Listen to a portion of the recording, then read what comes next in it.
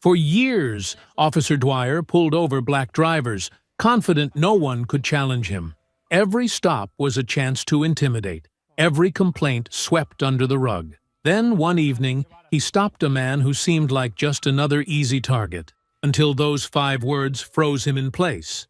"I'm your new police chief." Marcus Ellison wasn't just any driver. With 2 decades in internal affairs and a fierce commitment to justice, he was ready to expose Bell County's deep corruption and dismantle the system from within. Before we go any further, comment where in the world you are watching from and make sure to subscribe because tomorrow's story is one you don't want to miss. The autumn sun hung low on the horizon, painting Bell County's streets in long shadows. Marcus Ellison adjusted his navy tie, catching a glimpse of himself in the rearview mirror. 20 years of police work had left subtle marks on his face. A small scar above his right eyebrow from a corruption bust gone wrong, and eyes that had seen too much but remained steady and determined. His sedan glided past neat rows of ranch-style homes with manicured lawns.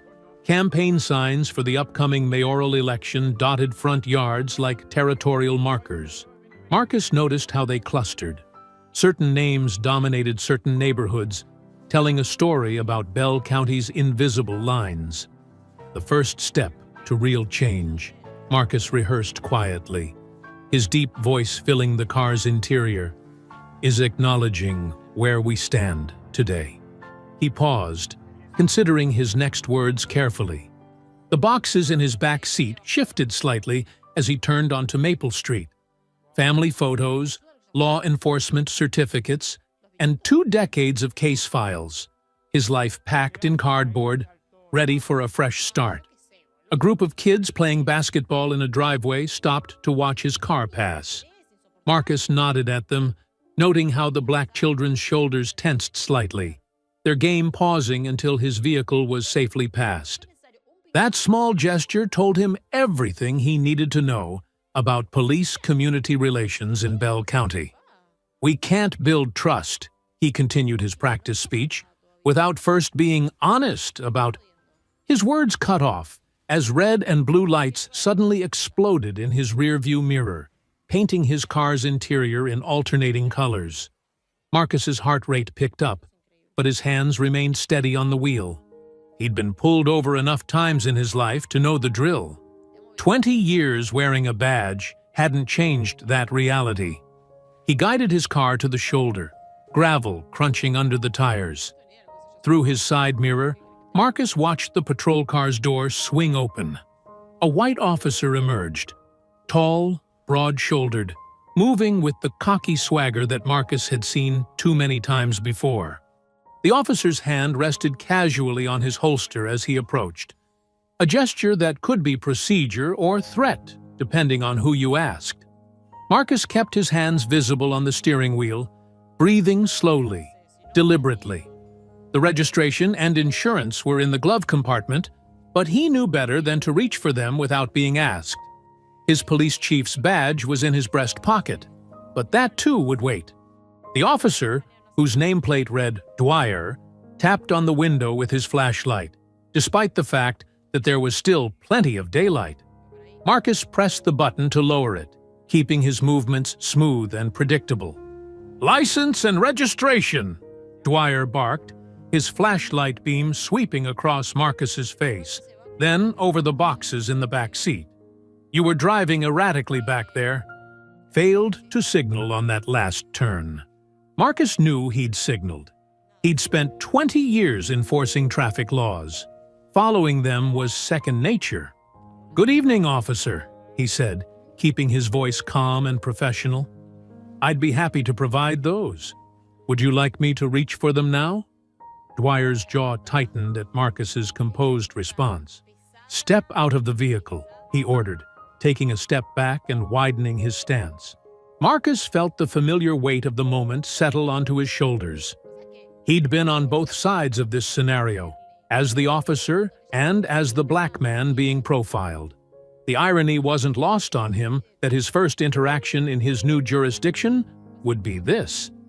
"Officer Dwyer," Marcus said carefully, I want to comply with your instructions, but I'd like to understand why you need me to exit the vehicle for a routine traffic stop. I said step out, Dwyer repeated, his voice taking on an edge that Marcus had heard too many times before. You got a lot of boxes in that car, looking awful suspicious for this time of day. Marcus noted the escalation in Dwyer's tone, the way his hand had moved closer to his weapon. In the growing darkness, another patrol car's lights appeared in the distance, responding to what was likely a backup call Dwyer had already made. The situation was deteriorating exactly the way Marcus had spent years teaching other officers to avoid. He could feel the weight of his chief's badge in his pocket, but revealing it too soon might only make things worse. For now, he had to navigate this moment carefully, aware that his handling of the next few minutes could set the tone for his entire tenure in Bell County. Keeping his movements deliberate and his voice steady, Marcus began to reach for his door handle. The approaching patrol car's siren grew louder, its lights joining Dwyer's in painting the darkening street in urgent flashes of red and blue. In his rearview mirror, Marcus could see phones emerging from nearby houses, residents beginning to record what was unfolding on their quiet suburban street. Marcus's fingers had barely touched the door handle when Dwyer's voice cracked through the evening air. Hands where I can see them. Both hands on the wheel, now! Marcus complied immediately, his palms pressing against the leather steering wheel. The setting sun cast long shadows across the dashboard, and sweat began to bead on his forehead despite the cool autumn air. Officer, Marcus tried again, his voice remaining measured. I have identification that will explain everything. Shut it, Dwyer cut him off, his flashlight beam now scanning the vehicle's interior more aggressively. You know how many stolen vehicles we get through here? Nice car like this? Out-of-state plates? Guy like you behind the wheel? Marcus felt his jaw tighten at the implication. This is my personal vehicle, Officer Dwyer. If you'll allow me to reach for my credentials— I said shut it! Dwyer's voice rose sharply. He keyed his shoulder radio, eyes never leaving Marcus. Dispatch, I'm gonna need additional units. Got a possible 1031 here on Maple. Drivers being uncooperative. Marcus watched in his side mirror as more residents emerged from their homes, drawn by the commotion. A teenage girl in a yellow hoodie held up her phone, its camera lens catching the red and blue lights.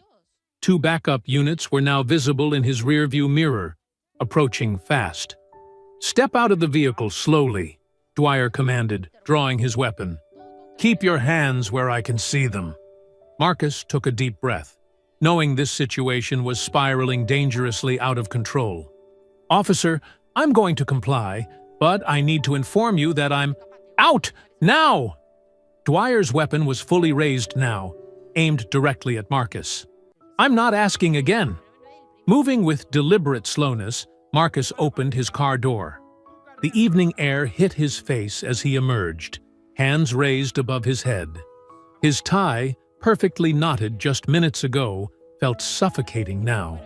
On your knees! Dwyer barked, gesturing toward the road's centerline with his gun.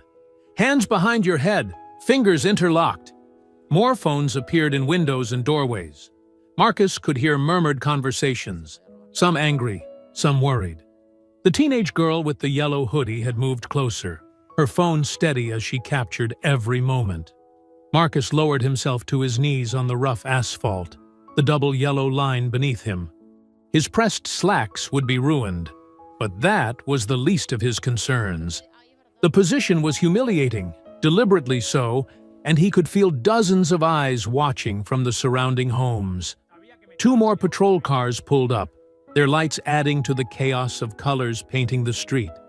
4 more officers emerged, weapons drawn, creating a semicircle around Marcus.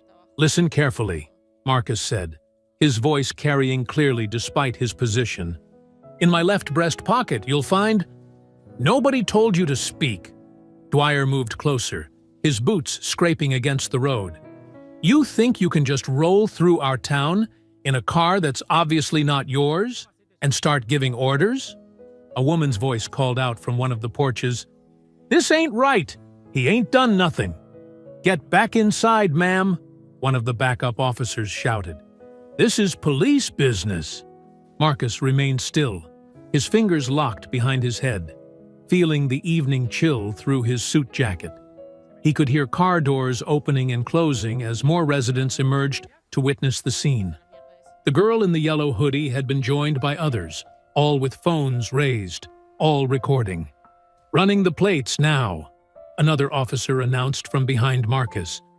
"Check for stolen vehicle reports," Dwyer instructed, his weapon still trained on Marcus. "Bet this one's hot.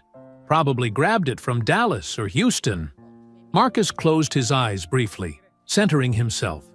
20 years of law enforcement experience told him this stop had nothing to do with turn signals or stolen cars.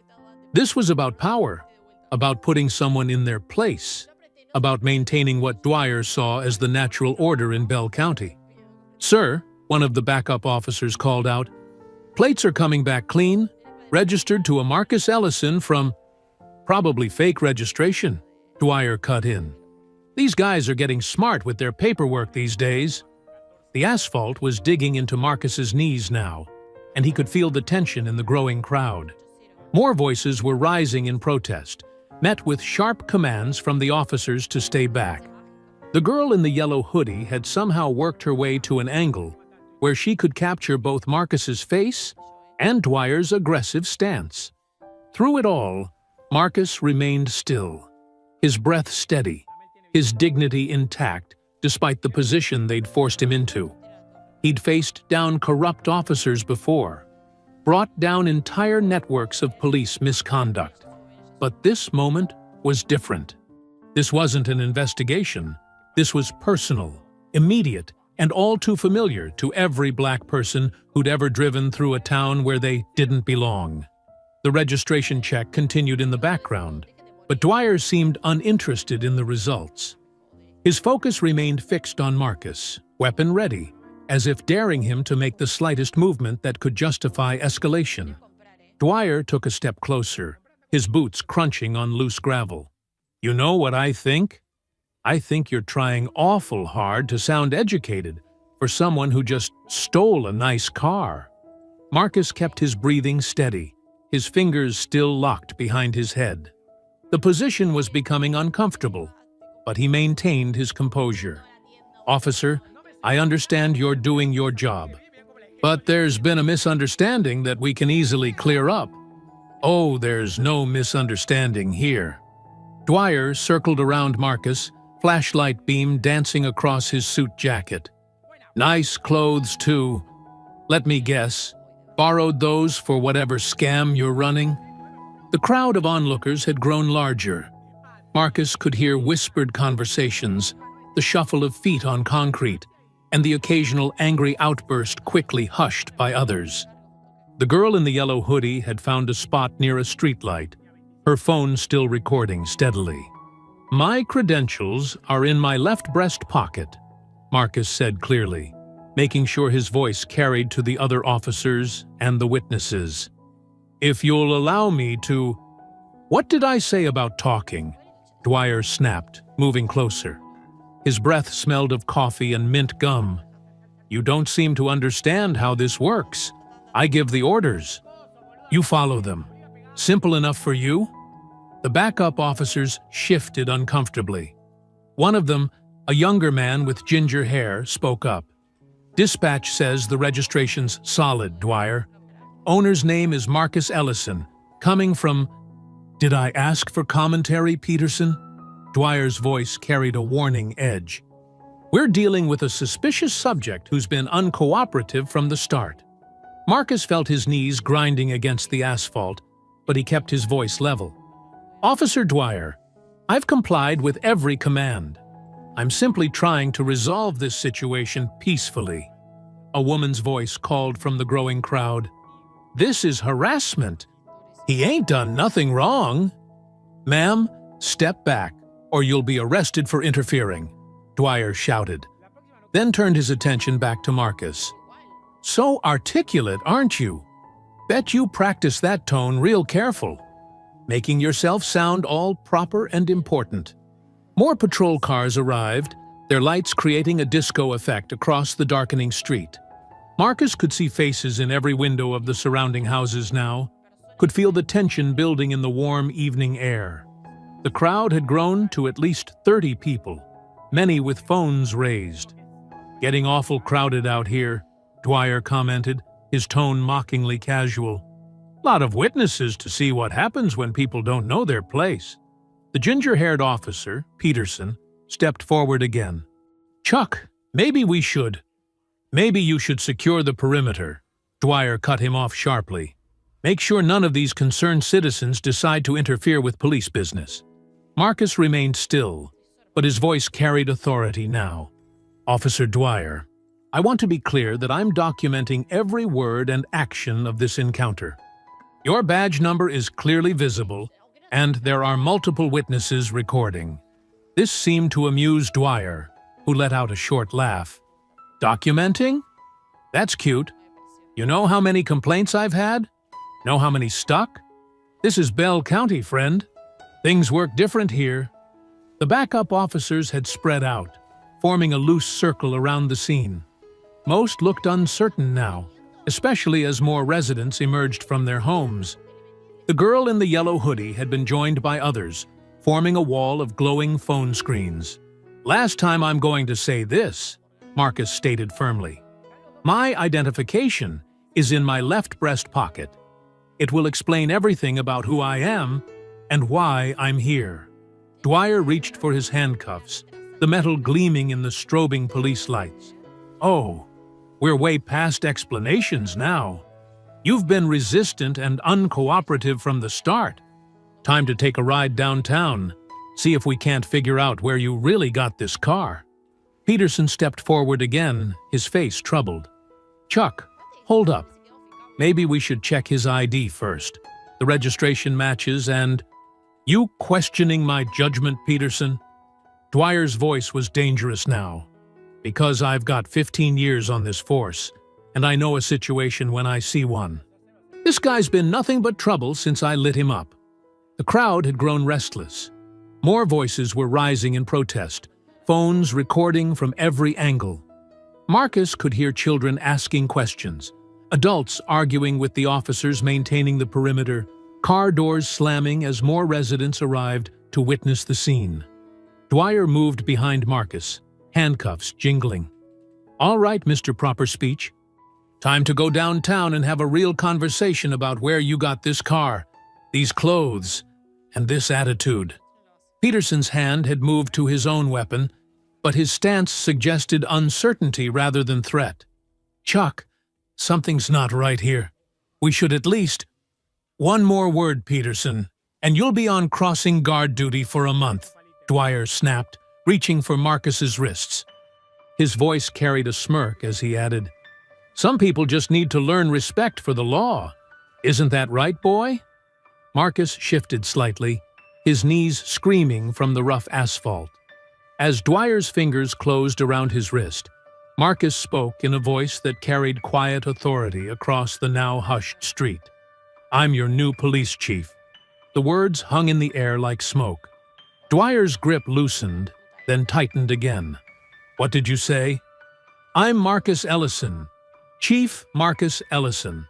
My appointment papers and badge are in my left breast pocket, exactly where I've been telling you they are for the past 10 minutes. The silence was absolute. Even the crowd had stopped murmuring, phones still raised, but their owners frozen in shock. The red and blue lights continued their silent dance across the faces of the onlookers, highlighting expressions that ranged from stunned to vindicated.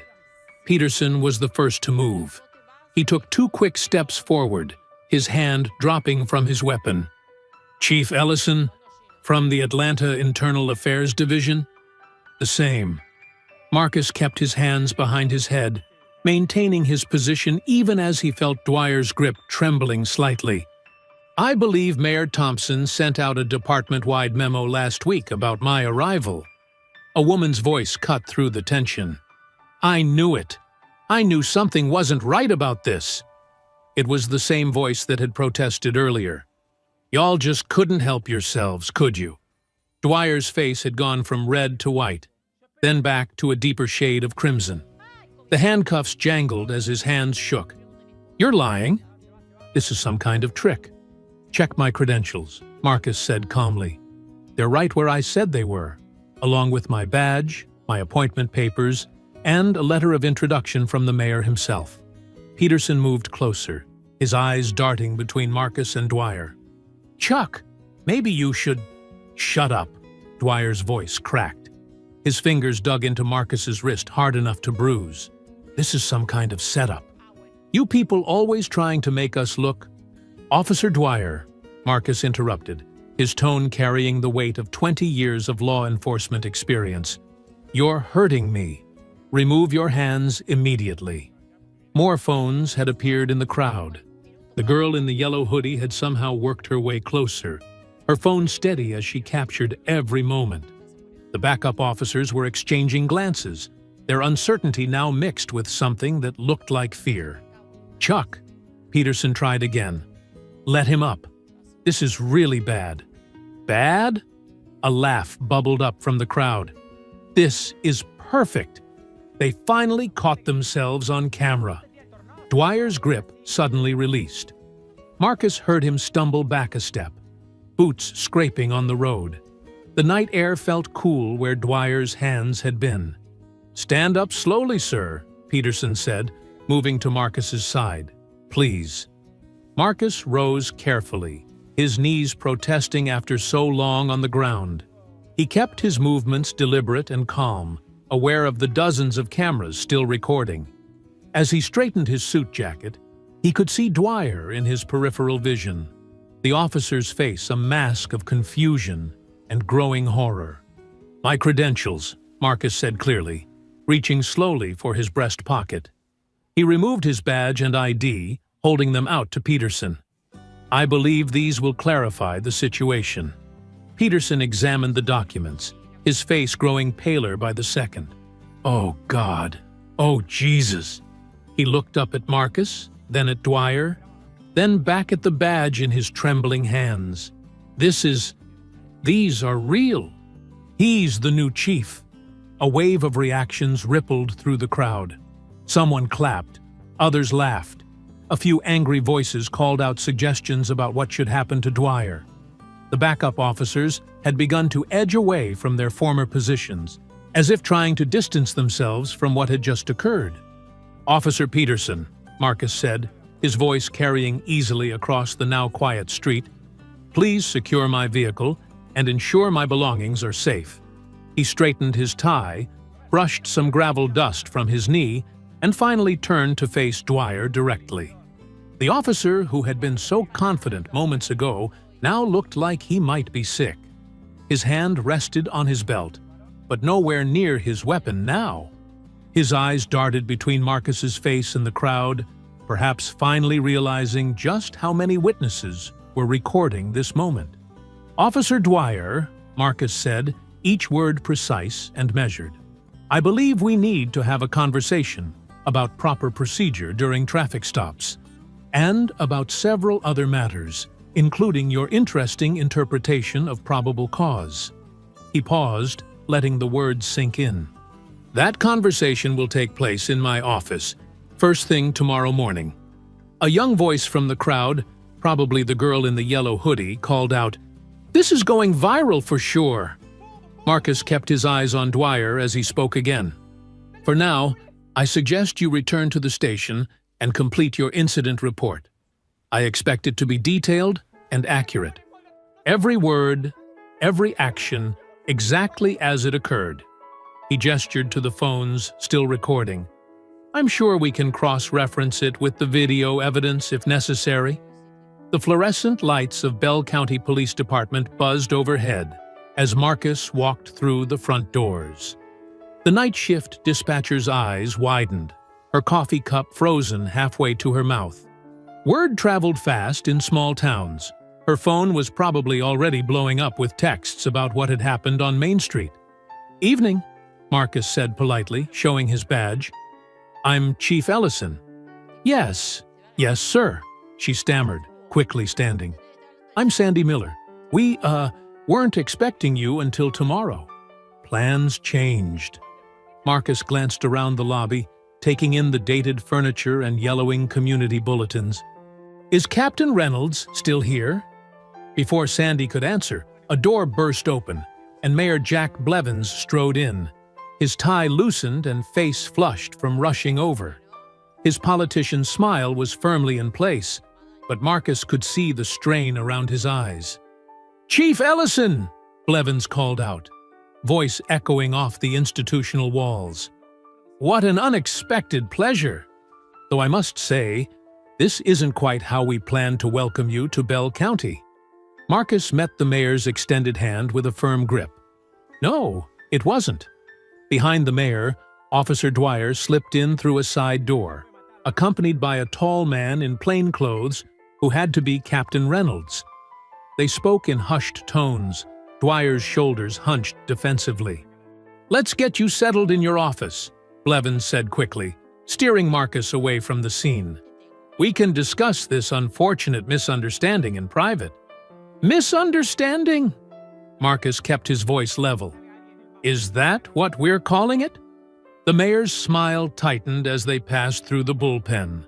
Officers pretended to focus on paperwork, but Marcus felt their eyes following him. Some faces showed curiosity, others uncertainty, and more than a few displayed open hostility. "Now, Marcus, may I call you Marcus?"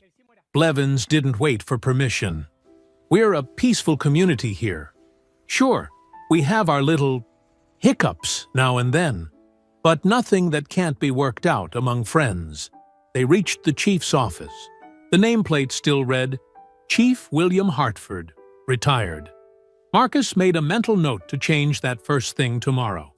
"About tonight's incident," Blevins continued, closing the door behind them. "Officer Dwyer is one of our most experienced patrolmen. Perhaps a bit zealous in his duties sometimes, but his heart's in the right place." Marcus settled into the chair behind his new desk, letting the mayor's words hang in the air. The office was sparse, a few filing cabinets, a dusty computer monitor, and a window overlooking the parking lot where officers were gathering in small clusters, probably discussing him.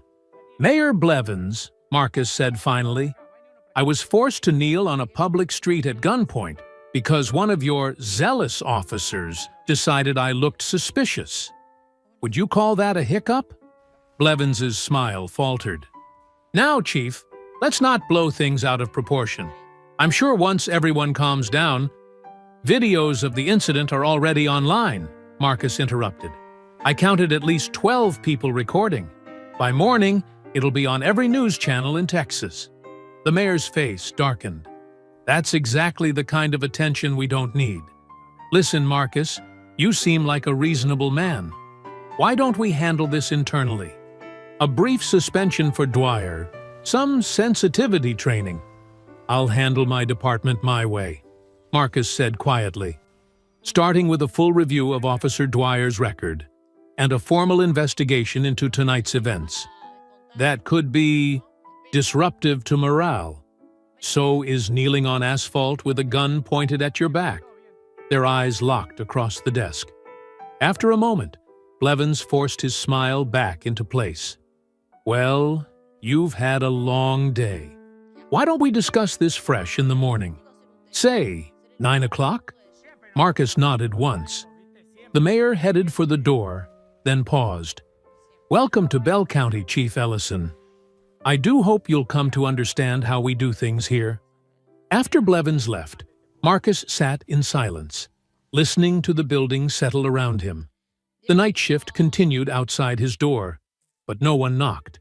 He could hear fragments of whispered conversations when officers passed by. His name mentioned, then quick footsteps hurrying away. He began exploring his new domain, opening drawers and cabinets. His predecessors' files were meticulously organized, though something about their neat labels felt too perfect, too clean. In the bottom drawer, he found a stack of complaint forms, all marked closed in red ink. One file was thicker than the others, dated just 3 months ago. The complaint alleged excessive force during an arrest. Multiple officers involved, a teenage suspect, witnesses who suddenly became unavailable. Marcus remembered seeing something about protests in Bell County around that time, but the story had disappeared quickly from the news. The file was marked "Closed, no evidence" in the same red ink as the others. But as Marcus flipped through the pages, he noticed gaps in the narrative, missing statements, convenient equipment malfunctions.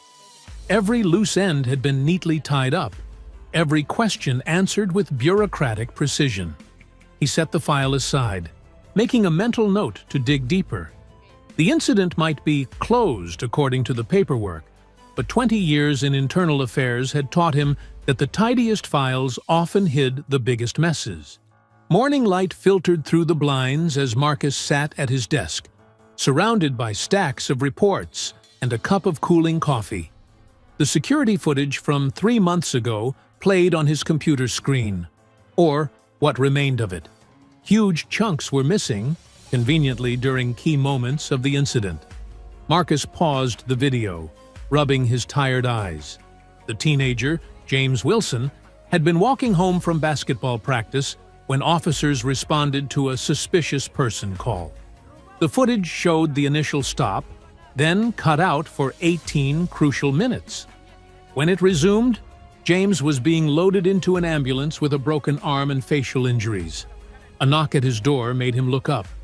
Officer Sarah Chen stood in the doorway, a young officer who'd been mentioned in several witness statements as being present that night.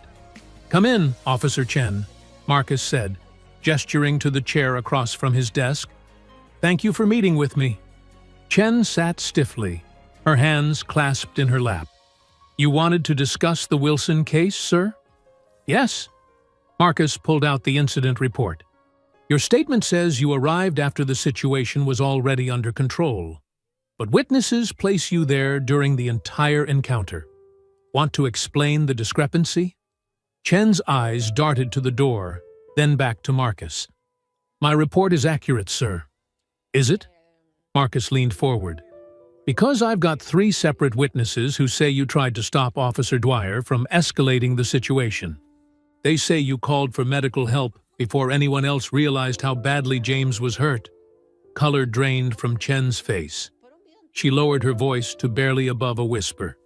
"Chief, you don't understand how things work here? Then explain it to me." Chen glanced at the door again. "We have a code. Anyone who breaks it, things happen. Equipment malfunctions. Backup arrives late. Reports get lost. Are you saying officers deliberately put their colleagues at risk?" "I'm saying nothing happens by accident here." Chen's knuckles were white where she gripped her hands together. "After what happened to James, I tried to file a complete report.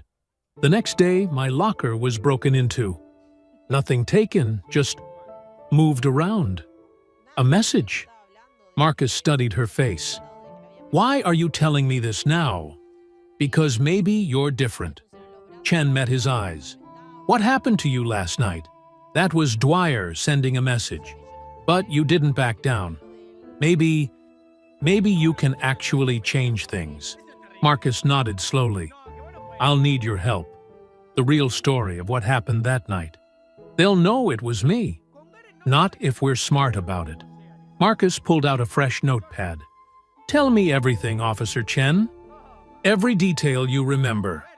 For the next hour, Chen spoke quietly while Marcus took notes. The picture she painted was ugly, routine harassment masked as proactive policing, evidence tampering, witnesses pressured into changing statements, a system designed to protect itself at any cost. As the sun climbed higher, Marcus drove through Bell County's east side, where modest homes sat close together behind chain-link fences. He pulled up to the Wilson house, a well-maintained bungalow with potted plants on the porch. James's mother, Patricia Wilson, answered his knock. She was a tall woman with tired eyes, wearing scrubs from her nursing shift. "Can I help you?" "Mrs. Wilson? I'm Marcus Ellison, the new police chief." He showed his badge. "I'd like to talk about what happened to James." She studied him for a long moment before stepping back. "Come in." The living room was neat, but lived in. Family photos covering the walls. James smiled from a recent basketball team picture, his arm still in a cast. "James is at physical therapy," Patricia said, sitting on the couch. 3 months later, and he still can't fully straighten his arm. "I've been reviewing his case," Marcus said. "The official report doesn't match witness statements or his injuries." Patricia's laugh was bitter. "Of course it doesn't. They said he resisted, that he fought back. My boy knows better than that. He knows what happens to young black men who fight back." "I believe you," Marcus said quietly. "And I believe James." She looked at him sharply. "What good does that do us now?" "I'm reopening the investigation. Not just into what happened that night, but the cover-up afterward." Marcus met her gaze steadily. "I can't promise it will be quick or easy, but I promise you this. I will get justice for James." Patricia's eyes filled with tears. "Why should I trust you?" "Because last night, I was the one kneeling on that street." Marcus's voice was soft, but firm. "I know exactly what your son went through, and I won't rest until every officer involved is held accountable." She wiped her eyes, nodding slowly. "What do you need from us?" "For now, just patience, and keep James safe." Marcus stood. "I'll be in touch soon." As he walked back to his car, Marcus noticed an unmarked Crown Victoria idling across the street. The windows were tinted, but he could make out 2 figures inside. The car pulled away as soon as he looked directly at it, turning smoothly onto a side street. Back at the station, Marcus strode through the squad room, aware of the eyes tracking his movement. The morning's tense energy had shifted to something darker. Officers who'd been chatty earlier now spoke in whispers, conversations dying as he passed. He found Dwyer in the break room, laughing with 2 other officers who quickly found reasons to leave. A heavy-set man in a cheap suit, clearly the union representative, stood beside him. "Officer Dwyer," Marcus said, his voice carrying across the room. "My office. Now." Dwyer took his time finishing his coffee, setting the mug down with deliberate slowness. "Of course, Chief. Bob here will be joining us." He gestured to the union rep. "Fine by me." Marcus held the door, watching them file in. Inside his office, Marcus closed the door and sat behind his desk. He pulled out a thick folder and let it drop with a solid thump. "Do you know what this is, Officer Dwyer?" "Can't say that I do, sir." Dwyer's tone made the "sir" sound like an insult. 6 excessive force complaints in the past year. 3 involving minority suspects, all mysteriously cleared without investigation. Marcus opened the folder. "Plus last night's incident with me." The union rep, Bob, cleared his throat. "If this is about last night, Officer Dwyer was following standard protocol for a suspicious vehicle stop." "Was he?" Marcus's voice remained calm. "Because I've reviewed our protocols. Nowhere do they authorize drawing a weapon on an unarmed civilian who's fully complying. Nowhere do they permit forcing someone to kneel on the road without probable cause." "The officer had reasonable suspicion," Bob started. "Based on what?" Marcus cut in. "My race? My car? Please, explain to me what made me suspicious." Dwyer's face reddened. "You were driving erratically. The dashcam footage shows otherwise." Marcus pulled out a printout. "Just like the footage from the Wilson case showed no resistance before that teenager ended up with a broken arm." "You're way out of line," Dwyer snapped, standing up. "You can't come in here and start throwing around accusations." "Sit down, officer." Marcus's voice cracked like a whip. "I'm not throwing accusations. I'm stating facts. Facts that are going to come out, one way or another." Bob shifted uncomfortably. "Chief Ellison, perhaps we could discuss this more productively." "This isn't a discussion." Marcus stood, matching Dwyer's height. "This is me informing Officer Dwyer that things are changing. The old ways of doing business? They're done. Every complaint will be investigated. Every use of force will be reviewed. Every officer will be held accountable. You're making a mistake, Dwyer said, his voice low and threatening. This department has ways of dealing with trouble. Is that a threat, officer? Just stating facts, Dwyer mimicked. Sir. Marcus walked around his desk until he stood face to face with Dwyer. Let me be clear. I've dealt with corrupt officers before. I've taken down entire precincts. Your intimidation tactics? They don't work on me. We'll see about that. Dwyer turned to leave, Bob hurrying after him. One more thing, Marcus called after them. Effective immediately. You're on desk duty pending review of last night's incident. Dwyer spun around. You can't do that. I just did. Through his office windows, Marcus watched Dwyer storm through the squad room, kicking a trash can. Officers gathered around him as he gestured angrily. Some shot hostile glances toward Marcus's office. The afternoon dragged on, filled with pointed silences and slammed doors. Marcus worked late, reviewing more case files, building a clearer picture of the department's problems. When he finally left, the parking lot was nearly empty. His phone buzzed as he reached his car. Unknown number. He opened the message and froze. Go back where you came from. A second message followed immediately. We're watching you. Marcus scanned the dark parking lot. Nothing moved except shadows cast by security lights. He got in his car, checking the back seat before starting the engine. The drive home was tense. Every set of headlights in his rearview mirror made him tighten his grip on the steering wheel. He took a longer route, making random turns to ensure he wasn't being followed. His new house was a modest ranch-style home in a quiet neighborhood. As he pulled into the driveway, he noticed small things that seemed off. The porch light he'd left on was dark. One of his moving boxes on the front step had been shifted slightly. Inside, Marcus did a thorough check of every room. Gun drawn. Nothing was obviously disturbed, but something felt wrong. Little things. A window blind slightly askew, a door that didn't quite latch the same way. His phone buzzed again. Another unknown number. Nice house. Shame if something happened to it. Marcus walked to his front window and looked out at the street. Somewhere out there, someone was watching. Waiting. He drew the blinds and started making calls. It was time to install security cameras. Marcus sat in Alberta Price's living room, surrounded by decades of history. Framed photos covered the walls, civil rights marches, community gatherings, generations of students. The elderly woman poured tea with steady hands, her keen eyes studying him. So you're the new chief, causing all this commotion, Alberta said, settling into her worn armchair. About time someone shook things up around here.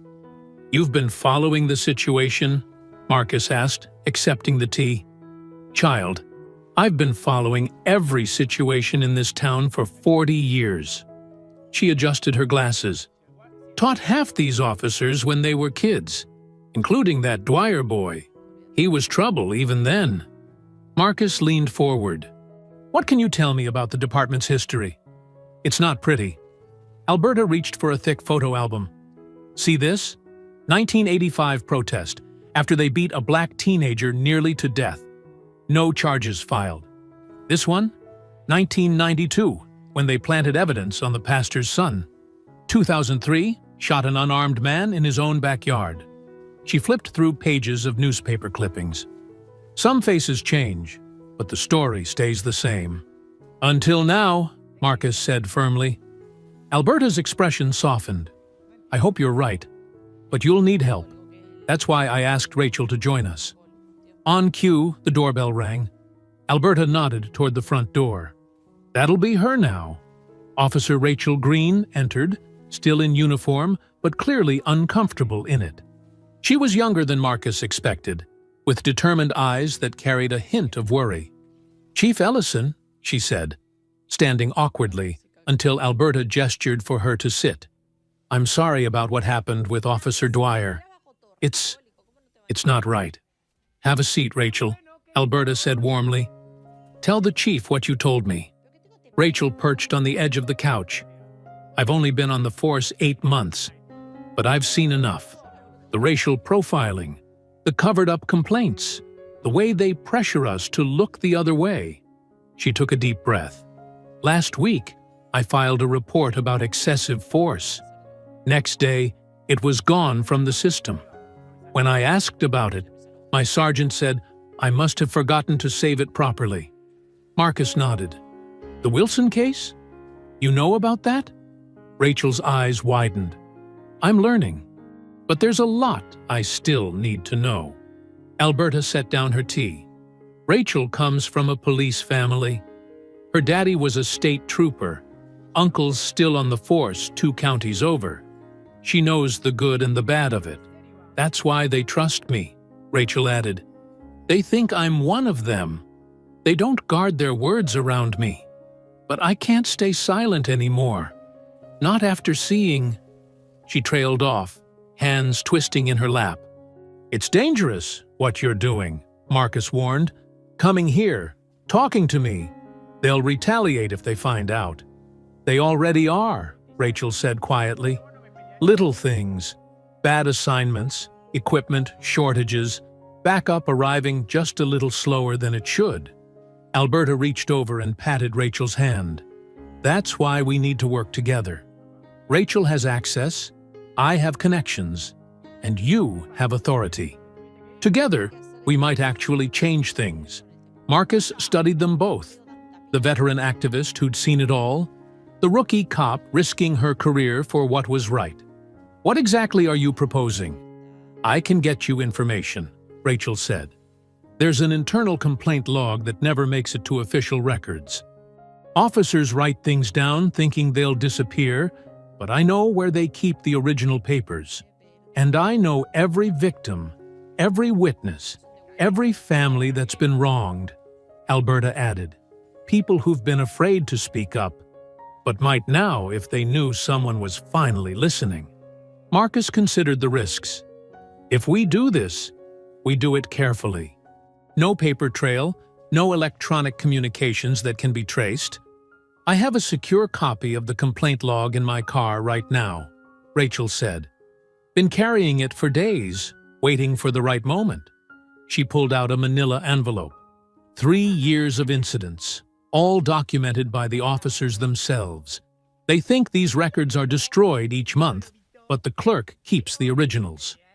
Marcus took the envelope, feeling its weight. This is a start, but we'll need more. We'll get it, Alberta said firmly. Rachel can be our eyes inside. I'll work my community connections, and you keep pushing from the top. They won't expect us to work together.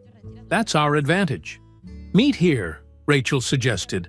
Mrs. Price's house is safe. They'd never suspect.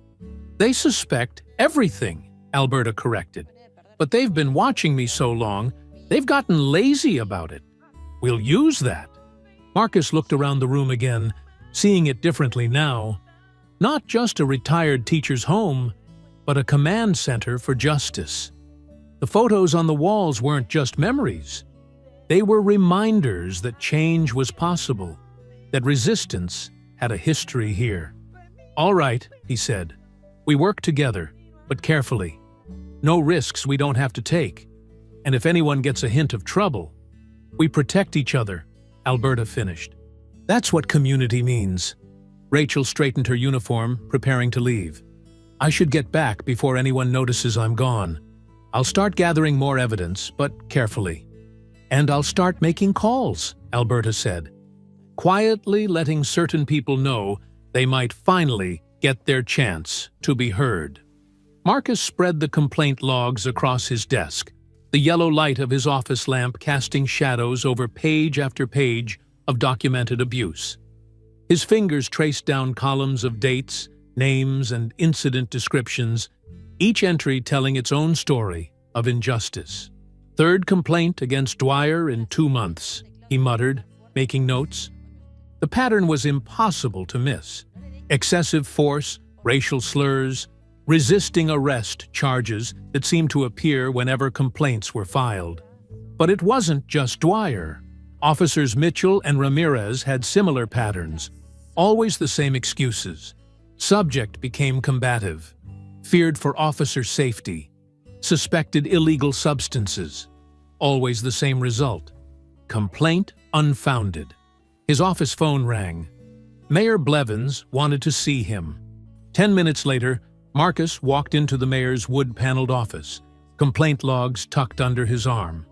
Blevins sat behind his massive desk, perfectly pressed suit, matching his carefully maintained silver hair. "Marcus, good to see you settling in." Blevins gestured to a chair, smile never reaching his eyes. "Coffee?" "No, thank you."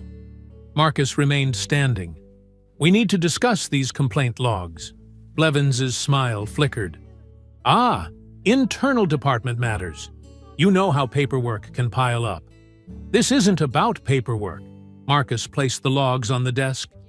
"There's a clear pattern of abuse. Multiple officers, multiple incidents, no investigations. Now, Marcus," Blevins leaned back, spreading his hands. "You're new here. You don't understand how things work in a small town. We handle things differently." "Different doesn't mean wrong," Marcus said firmly. "And wrong doesn't become right just because it's tradition." Blevins stood, walking to his window. "You know, when we hired you, we were impressed by your record, your experience. But experience should teach wisdom, too. Wisdom to know when to adapt. I'm not here to adapt to corruption." Such a harsh word. Blevins turned, his genial mask slipping slightly. "We maintain peace here. Order. Sometimes that requires flexibility." "Flexibility got us here." Marcus held up one of the logs. "Thompson case, last year. 17-year-old boy beaten during a traffic stop. No dash cam footage, no investigation, no consequences. That situation was resolved to everyone's satisfaction. Everyone except the boy in the hospital." Blevins sighed, returning to his desk. "Marcus, you're making this harder than it needs to be. We chose you because we thought you'd understand the delicate balance required. You chose wrong." "Did we?" Blevins's voice hardened. "Because from where I sit, we chose exactly right. A black police chief with an impressive record, perfect for our diversity initiatives. Shows we're progressive, forward-thinking. But that only works if you play your part."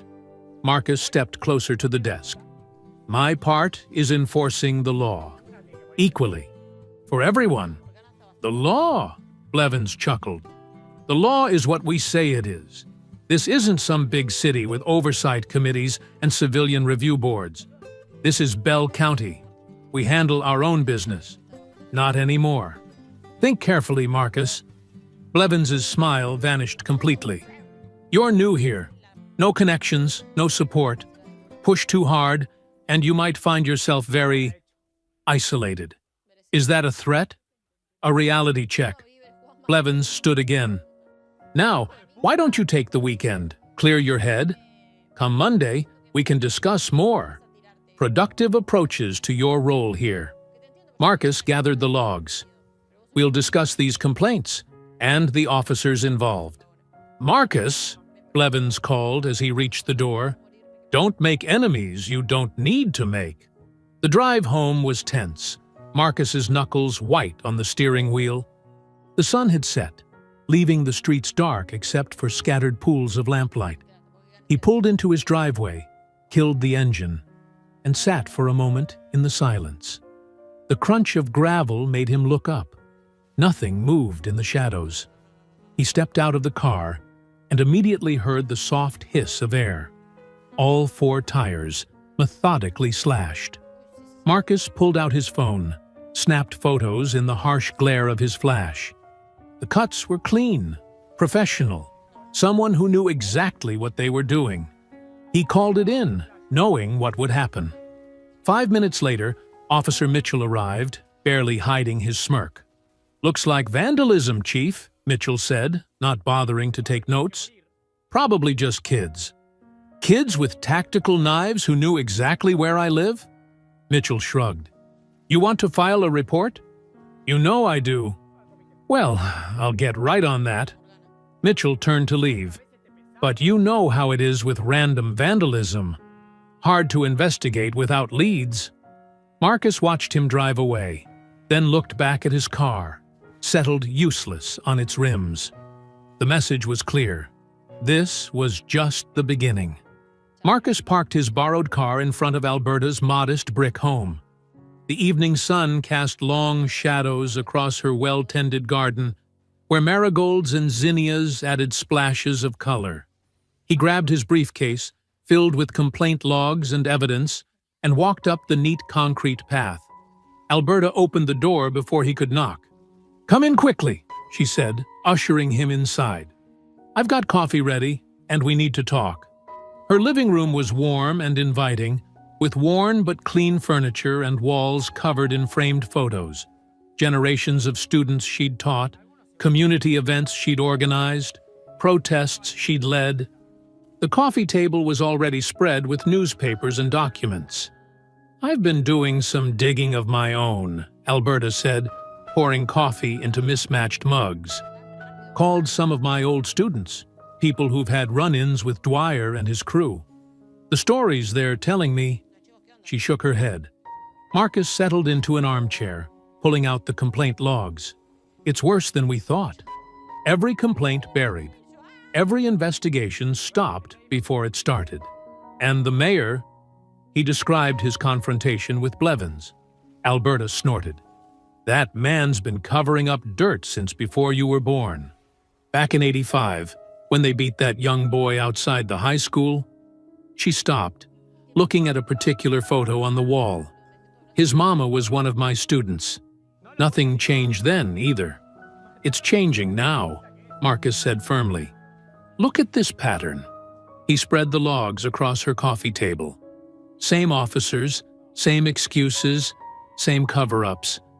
But they got sloppy, left paper trails. Alberta leaned forward, adjusting her reading glasses. "Mitchell's name keeps coming up. He was Dwyer's training officer, you know. Taught him everything he knows about being the worst kind of—" The crash of breaking glass cut her off. A brick sailed through the front window, sending shards flying across the room.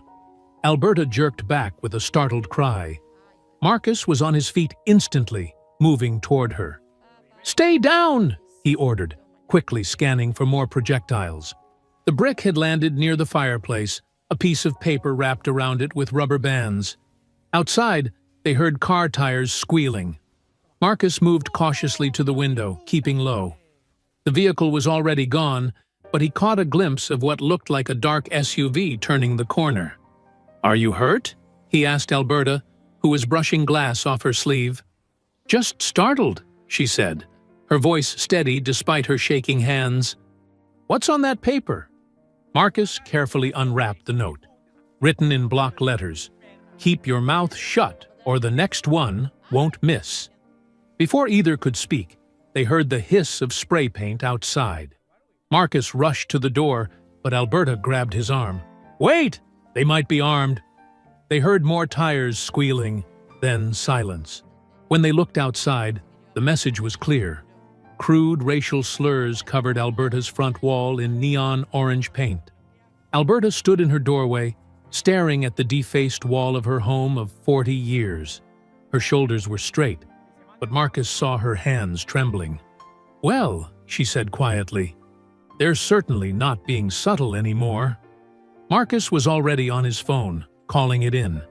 Within minutes, 2 patrol cars arrived, lights flashing. Officers Peterson and Rodriguez stepped out, looking almost bored. "Probably just kids," Peterson said, barely glancing at the brick. "You know how they get on weekend nights?" "Kids?" Alberta's voice cracked like a whip. "Kids who know I'm helping the chief investigate police corruption. Kids with police-issued tactical vehicles?" Rodriguez shrugged, making a show of writing in his notepad. "No way to prove who did it. Could be anyone upset about anything." "Those slurs aren't anything," Marcus said coldly. This is a hate crime and a direct threat against a witness in an ongoing investigation. Investigation? Peterson raised an eyebrow. Hadn't heard about any official investigation. Then you haven't been paying attention. Marcus took out his phone, photographing everything. The brick, the note, the spray paint, the officer's apparent lack of interest. Well, we'll file a report, Rodriguez said, already heading back to his car. But without witnesses. They drove away, leaving Marcus and Alberta standing in her garden, now littered with broken glass. The setting sun made the orange spray paint seem to glow like toxic fire. Alberta's hands had stopped shaking. Her face settled into the determined expression Marcus had seen in those old protest photos. They think they can scare me? I've been fighting these battles since before they were born. You don't have to, Marcus began. Don't you dare tell me to back down, she cut him off. This is my home, my community, and I'm not letting them win. Not again. Marcus nodded slowly. We'll need to document everything. Set up cameras. Rachel can help us track that SUV. And I'll call my people, Alberta said. Every one of those students on my wall has a story to tell. Time they were heard. We'll fight this together, Marcus promised, looking at the hateful words marring her home. And we'll win. Alberta picked up a piece of broken glass, turned it over in her hand. They broke my window, she said quietly. But they can't break us. Marcus sat in his car outside the precinct, checking his watch for the third time. The parking lot was nearly empty at 11:30 p.m. Just 2 patrol cars and a few personal vehicles remained. Rachel's text had confirmed she was in position, manning the dispatch desk for the night shift. His phone buzzed. Security's doing their round, Rachel's message read. Back entrance clear for next 15 minutes. Marcus pulled on black gloves and grabbed his duffel bag. The night air was cool against his face as he moved quickly but casually toward the building's rear entrance. Rachel had left it propped open with a piece of tape over the lock, sloppy but effective. Inside, the hallways were dim, lit only by emergency lights. Marcus's shoes, specially chosen for silence, made no sound on the linoleum floor. He knew the layout by heart now, but seeing the precinct this empty was unsettling. Rachel met him at the stairs, her face tight with tension. Server room's still unlocked, she whispered. Thompson's too lazy to check it during his rounds, but we've got to hurry. Shift change is in 40 minutes. They moved quickly down to the basement level. The server room hummed with cooling fans and blinking lights. Rachel pulled out a laptop while Marcus kept watch at the door. The footage was deleted, Rachel muttered, fingers flying over the keyboard. But IT never does a secure wipe. Too much work. Should still be in the backup cache. Marcus checked his watch again. 10 minutes, Max. Then we're out. Almost there.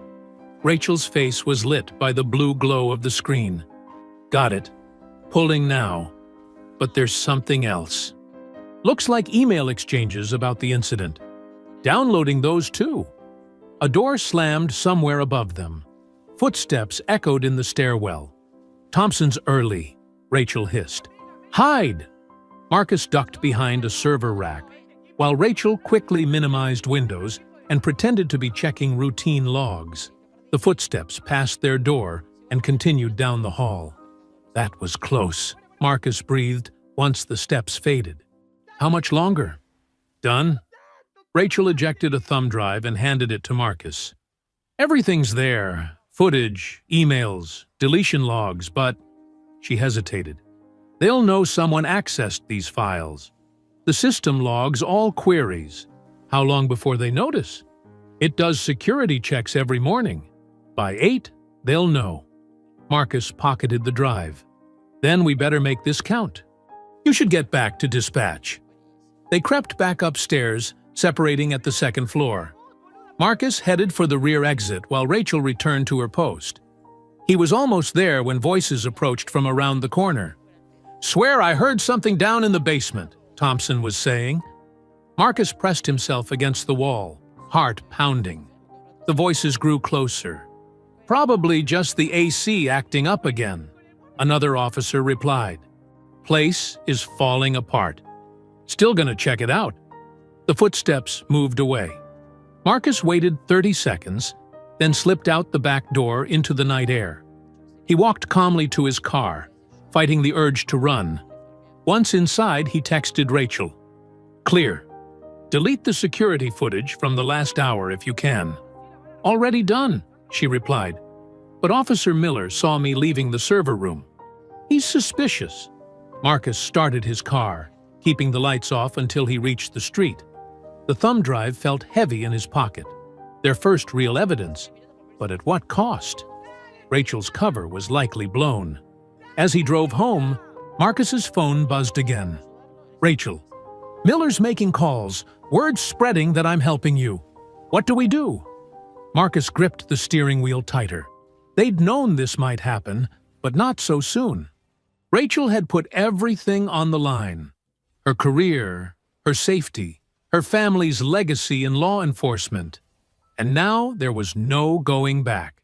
He pulled over to respond, "Go home as soon as your shift ends. Don't talk to anyone. We'll meet tomorrow with Alberta." The streets were empty as Marcus drove through town, but he couldn't shake the feeling of being watched. The thumb drive contained what they needed: proof of the cover-up, evidence of who was involved. But now Rachel was exposed, and their enemies knew they were closing in. At a red light, Marcus glanced at his rearview mirror. No headlights behind him, but that didn't mean much. The real question was, how many officers were already getting calls and texts about Rachel's betrayal? How many were planning their next move? The light turned green.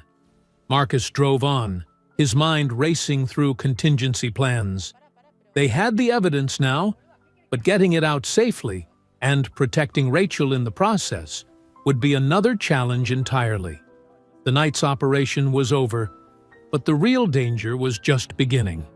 Marcus kept one eye on his rearview mirror as he drove through the quiet streets. The thumb drive felt like it was burning a hole in his pocket. Something wasn't right. The roads were too empty, even for this time of night. A pair of headlights appeared behind him, closing fast. Marcus tensed, gripping the wheel tighter.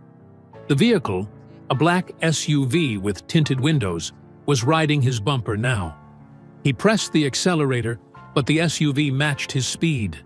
Suddenly, the SUV swerved into the oncoming lane and pulled alongside him. Marcus caught a glimpse of masked figures inside before the SUV slammed into his driver's side. His car skidded, tires screaming against asphalt. Marcus fought the wheel, trying to maintain control, but another hit sent him spinning. His car crashed through a guardrail and down a shallow embankment, coming to rest against a tree. Dazed, ears ringing, Marcus tasted blood. The airbag had deployed, and his chest ached from the impact. Above, he heard car doors slamming, footsteps crunching on gravel. Training kicked in. Marcus unbuckled his seatbelt and grabbed his flashlight from the center console. A heavy-duty model he'd carried since his days in internal affairs. He checked the thumb drive was still secure in his inside jacket pocket. 3 masked men approached his car. One held a baseball bat. Another had brass knuckles glinting in the streetlight. The third reached for Marcus's door handle. Marcus kicked the door open hard, catching the first attacker in the knee. The man stumbled back with a cry of pain. Marcus exploded out of the car, swinging his flashlight in a wide arc that caught the second man across the face.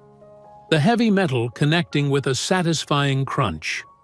The man with the bat swung wild. Marcus ducked, feeling the whoosh of air over his head. He drove his shoulder into the attacker's midsection, using the man's momentum to flip him over his back. The bat clattered away into the darkness.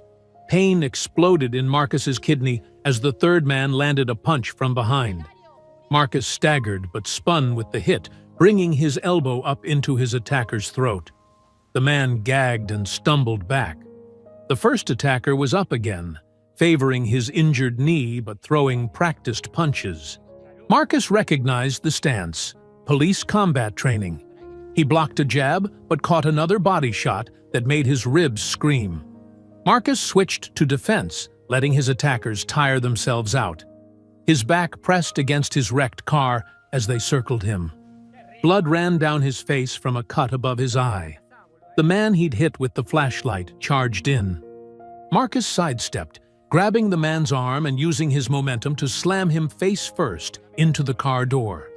The attacker crumpled, mask askew, revealing a familiar jaw. Officer Thompson. The other two attacked together. Marcus caught a glancing blow from the brass knuckles that made his vision blur. He countered with a palm strike to one man's nose, feeling cartilage give way. The other man wrapped him in a bear hug from behind.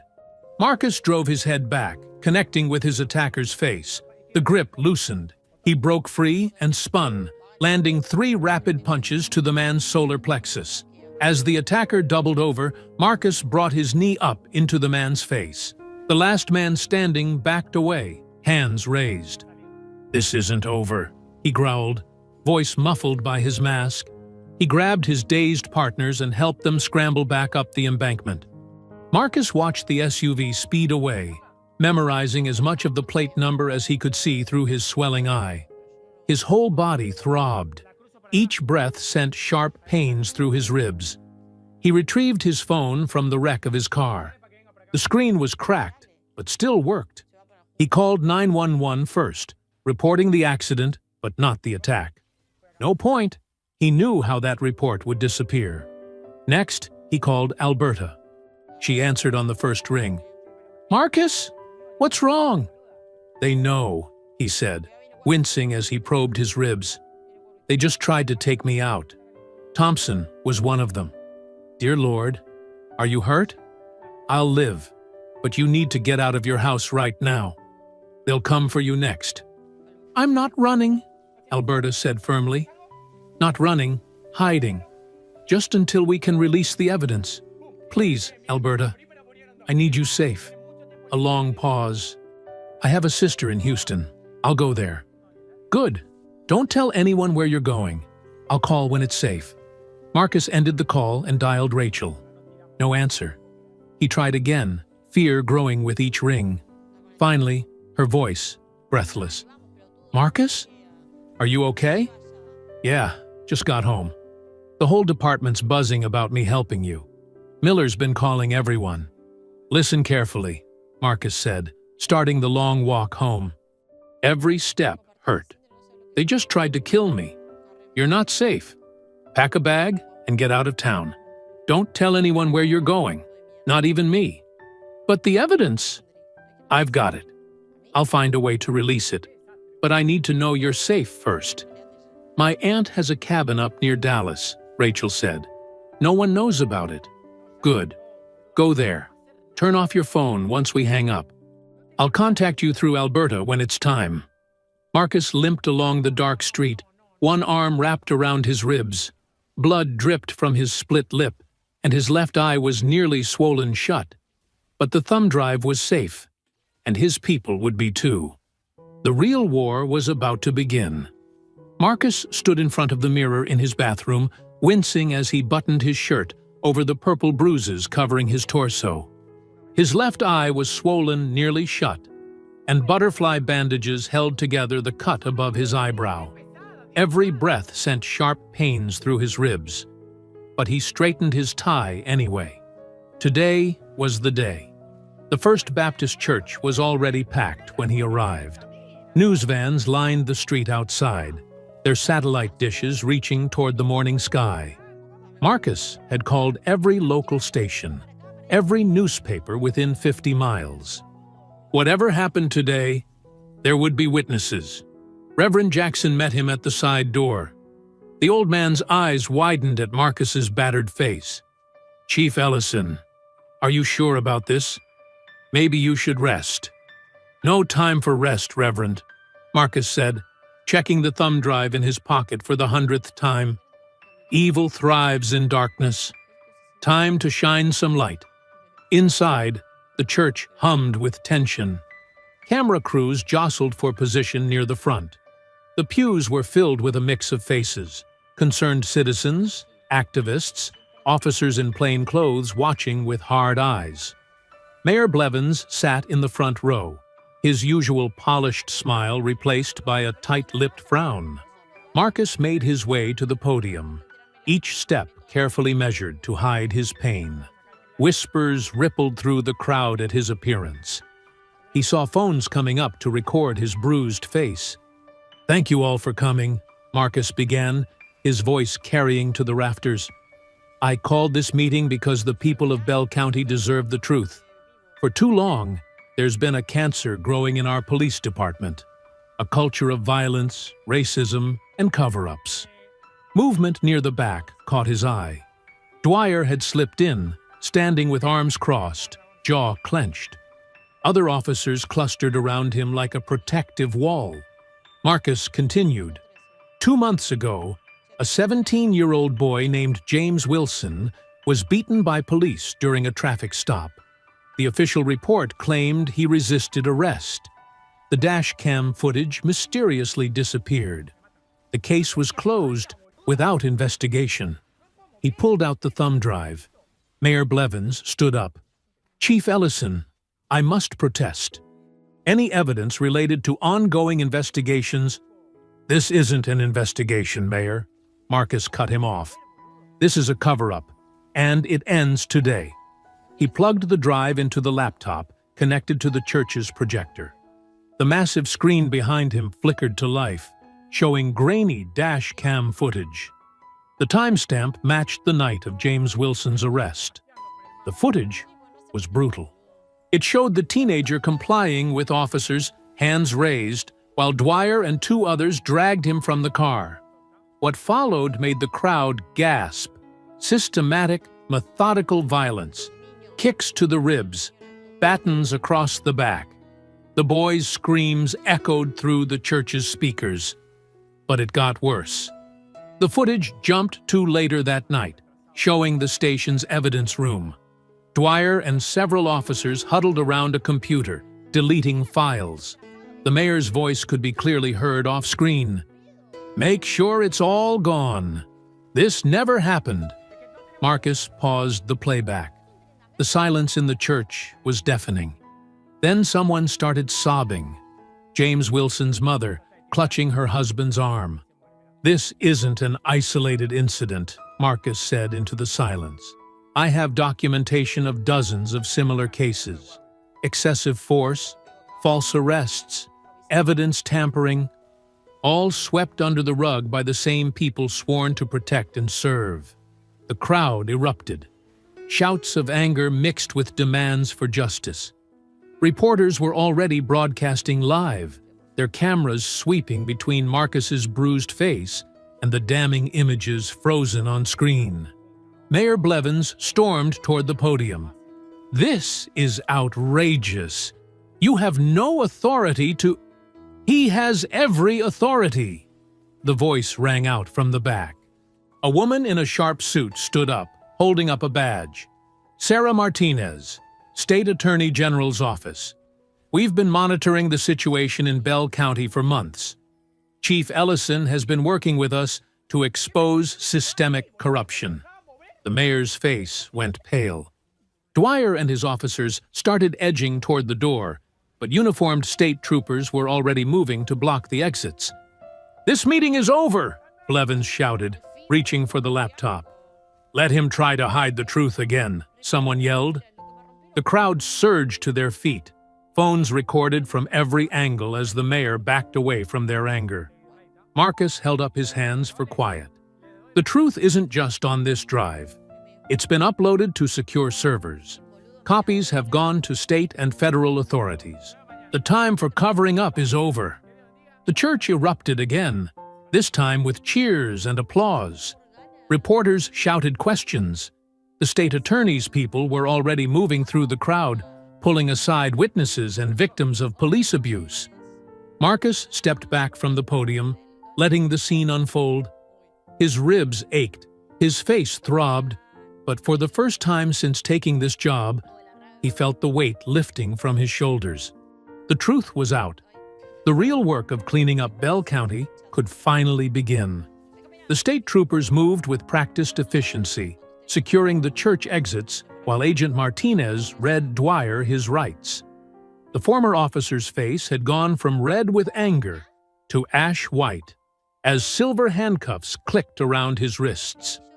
"This is harassment," Mayor Blevins shouted as another agent approached him. "I'll have all your badges for this." "Actually, sir," the agent said calmly, producing a warrant, "we have enough evidence to charge you with conspiracy, obstruction of justice, and facilitating hate crimes.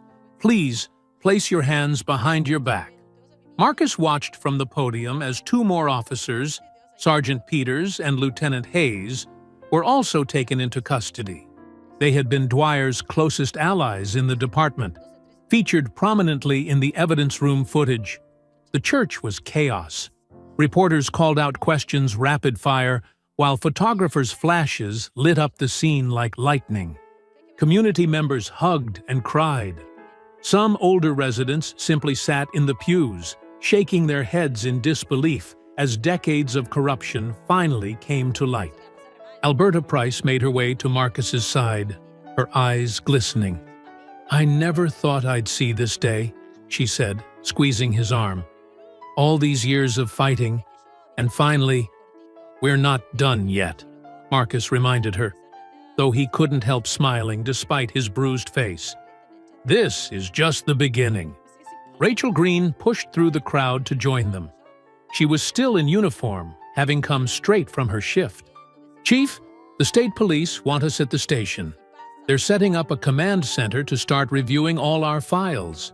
Outside, the morning had turned into a perfect Texas spring day, but the mood at the police station was anything but sunny. State investigators had already sealed off the evidence room and internal affairs offices. Officers who weren't under immediate suspicion were being interviewed one by one. Marcus led Alberta and Rachel through the controlled chaos to his office. Agent Martinez was waiting for them, along with James Wilson and his parents. The teenager's face still showed fading bruises from his encounter with Dwyer. "Mr. Wilson," Marcus said, extending his hand, "I'm sorry it took so long to get you justice." James shook his hand firmly. "Thank you, Chief, for believing me when nobody else would. We'll need all of you to give formal statements," Martinez said, pulling out a recorder.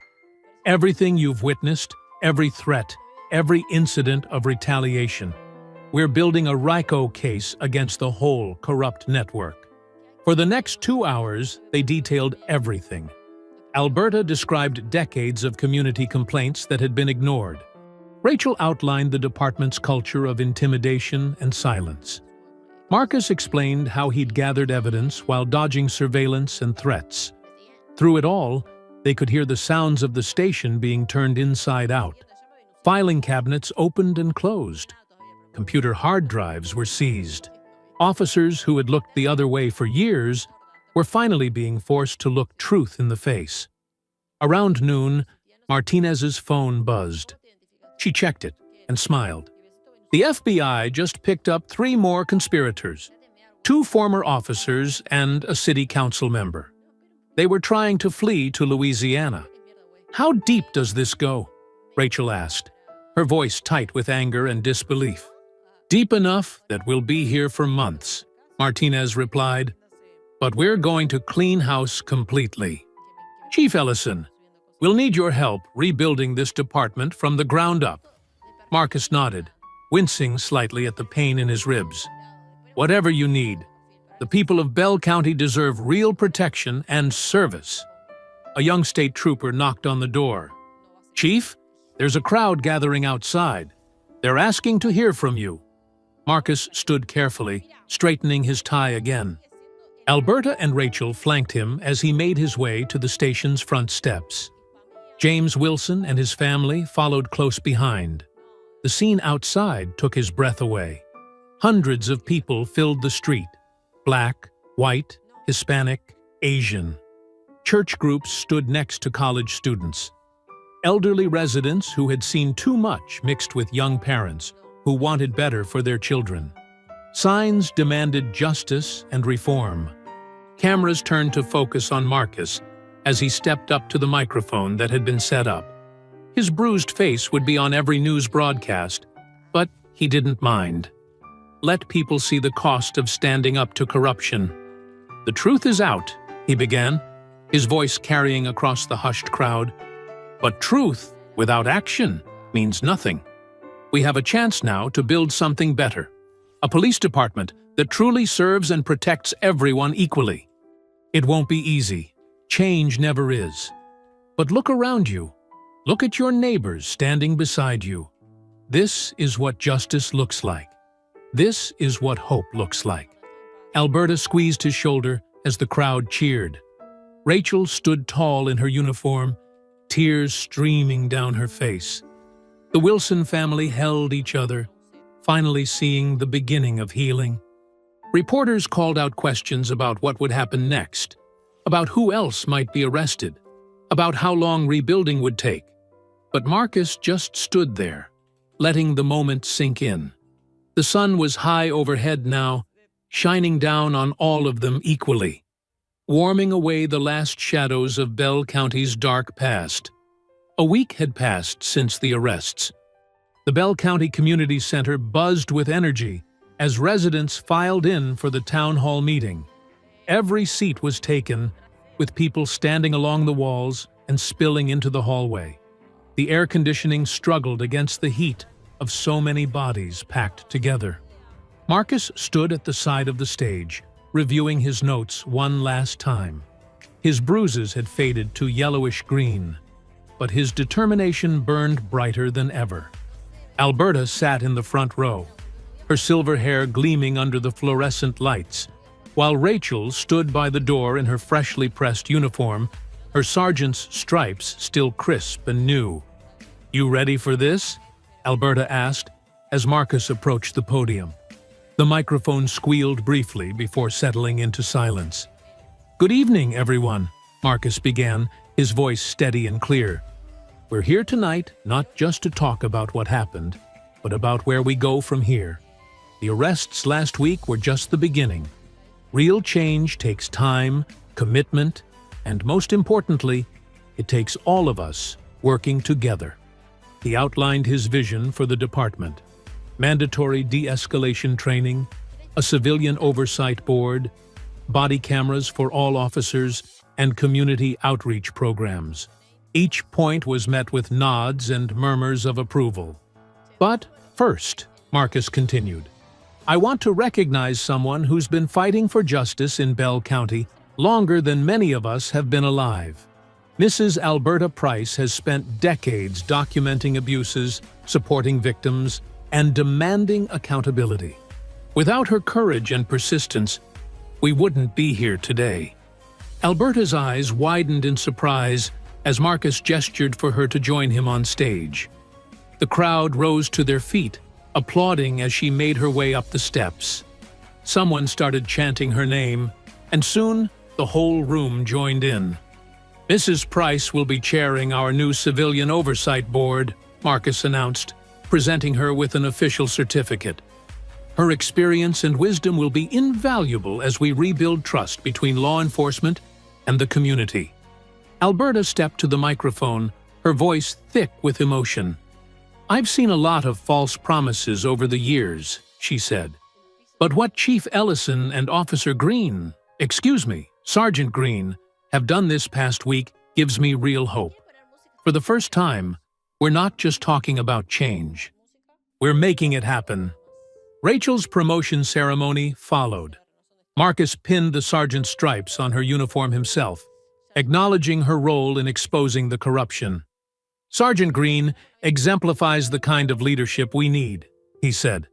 "Someone who puts justice above personal comfort, who stands up for what's right, even when it costs her." The meeting continued with community members sharing their stories and suggestions. People who had never dared speak up before found their voices. Marcus made sure every concern was noted, every idea considered. As the formal meeting wound down, people lingered in small groups, talking and connecting. Marcus noticed James Wilson and his family chatting with Rachel about joining the police academy's youth program. Alberta had gathered a group of elderly residents who were organizing a neighborhood watch. Outside, the summer evening was cooling off. The setting sun painted the sky in shades of orange and purple. Across the street from the community center, a large shape loomed under a tarp, waiting to be unveiled. The crowd gathered around as local artist Carmen Rodriguez stepped forward. "This mural," she announced, "is our testament to change. To everyone who fought for justice, and to those who will carry that fight forward." With help from several volunteers, she pulled away the tarp.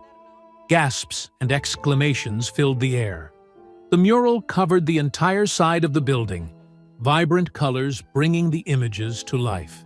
Marcus saw himself depicted in his chief's uniform, standing tall despite his injuries. Alberta stood beside him, her expression both fierce and nurturing, a lifetime of activism captured in her stance. Rachel completed the trio, representing the possibility of change from within the system. Above them, in bold letters that seemed to glow in the sunset, justice, dignity, courage. Children who had been playing nearby stopped to stare at the mural. One little girl pointed up at Alberta's image and said, "That's my grandma's friend. She comes over for tea." Marcus watched as people took photos, touched the wall gently, shared memories of their own struggles for justice. The mural wasn't just art, it was a promise to the community, a reminder that change was possible when people stood together. Alberta joined him, leaning on her cane. "You know," she said softly, "I used to walk past this building every day on my way to teach. Back then, we couldn't even dream of something like this." Rachel came over too, her new sergeant's stripes catching the last rays of sunlight. "It's strange seeing myself up there," she admitted. "I just did what felt right." "Sometimes that's all it takes," Marcus replied. "One person doing what's right, then another, then another."